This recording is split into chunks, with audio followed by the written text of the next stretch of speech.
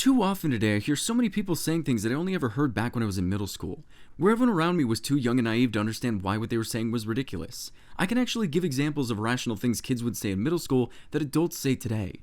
I once had someone of African descent come up to me and tell me that I enslaved him.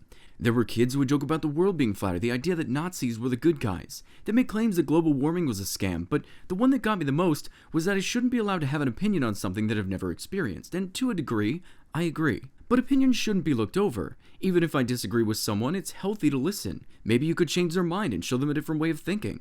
Before we delve into today's topic too much though, we first need to go over what depression is.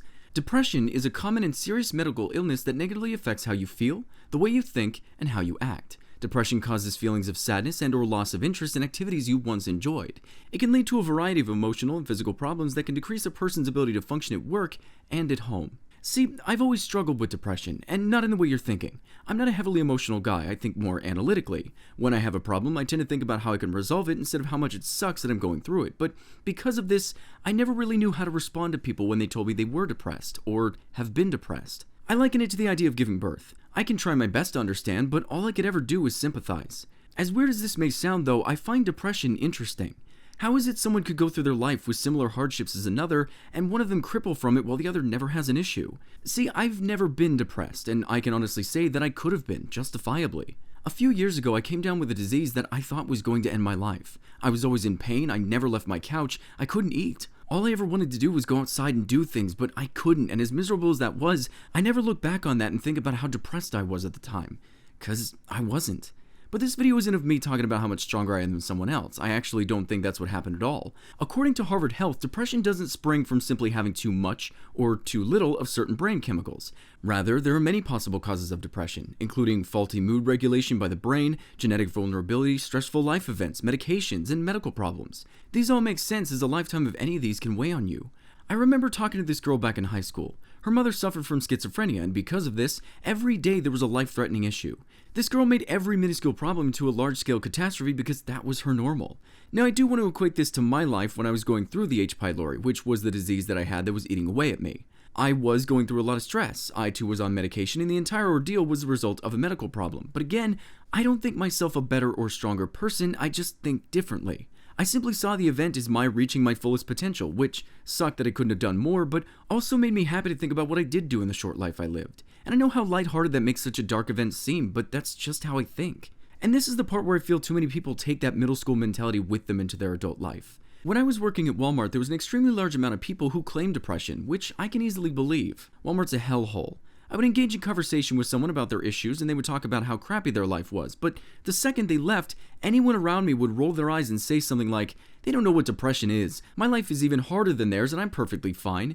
This was actually about the time that I came up with the everything is person-to-person model that I use so often. But the thing that gets me is how different we all are, and how we all know this, yet this comment, "My life is even harder," or "I'm going through a lot too," is something I've heard more than a depression confession. If I sat you down and told you about the things that stress me out, you'd probably laugh in my face. I get stressed out about my videos and if my viewers like them. I get stressed about that one critical comment that rips my video apart and I dwell on that. It's ridiculous. Who cares what that one person thinks? Screw them, but it's still something that gets to me. And I'll bet you can think of something that irritates you that you'd never want to share either, as it probably wouldn't be taken seriously.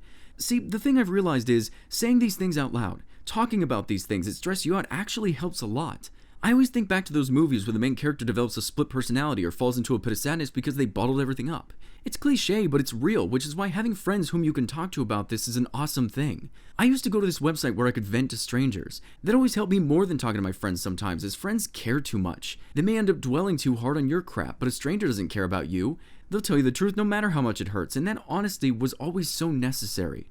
I got a lot of good advice from sites like Blah Therapy and even Omegle, if you can believe it. And if any of you guys out there right now watching this video have issues in your life that you feel are insignificant, then seriously, go try this. You wouldn't believe how much stress you can relieve this way. Now, there are a few things regarding depression that do annoy me. It seems like there are a lot of out-of-touch people who either want to be different or looked at a certain way. I can never understand the idea of wanting people to think I'm in a bad place, and yet I've met more people who claim they're depressed than I've met the opposite. Remember earlier when I was talking about people who scoff at others who claim they have depression? It's very easy to understand why they're so skeptical. Depression is such a serious thing, but there's so many people who use it for attention that whenever you hear someone talk about the idea that they might be depressed, you typically assume that they're just seeking that attention. I know this girl who's legitimately allergic to gluten, but she doesn't bring it up because the whole gluten thing became a fad and she doesn't want to sound like another pompous prick. Oh, I can't eat that. What do you think I am, a savage? Do you have any idea what that would do to me? And the sad thing is, she'll suffer through the allergy or not order with friends and just wait there hungry until she goes home because she's so embarrassed to tell her friends. This is BS, and it's gotta feel the same way for those who are truly depressed. Hell, I wouldn't want to say anything and be looked at as just another whiny, complainy douche who can't handle the small issues in their life. The biggest problem there is the people that hide this away are the ones who need to speak out about it the most. But you have those crappy attention whores who made light of what true sadness is. And the worst part is it's so easy to tell. If one of my friends came to me and told me they were depressed, it'd be so easy to verify.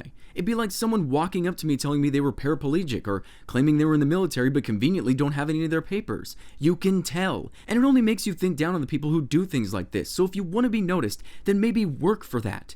Be a good person. Do things for people. Cheer them up. But this whole I want everything whilst giving nothing is a very childish way of thinking and so sad that it's become so normal today.